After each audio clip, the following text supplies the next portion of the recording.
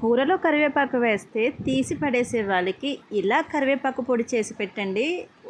ఒక్క ముద్ద కూడా వదలకుండా తినేస్తారు. అంత టేస్ట్ ఉంటుంది ఈ కరివేపాకు పొడి. ఇది టేస్టే కాదు, హెల్త్కి కూడా చాలా మంచిది అండ్ హెయిర్కి కూడా ఇంకా మంచిది. ఇంకా ఈ కరివేపాకు పొడి ఎలా చేయాలనేది వీడియోలో చూసేద్దాం.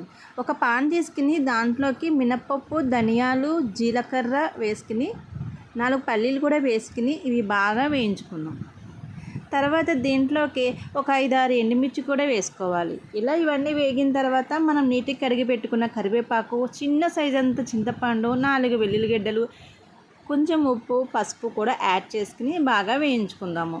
ఇలా కరివేపాకు నూనెలో బాగా మగ్గిన తర్వాత కొంచెం చల్లగా అయిన తర్వాత తీసి మిక్సీ జార్లో వేసుకుని మిక్సీ పట్టుకోవాలి. ఇలా పొడి కింద చేసుకున్న తర్వాత కొంచెం నెయ్యి వేసుకుని వేడి వేడి అన్నంలో తింటే చాలా అంటే చాలా టేస్ట్ ఉంటుందండి. ఒకసారి మీరు ట్రై చేయండి.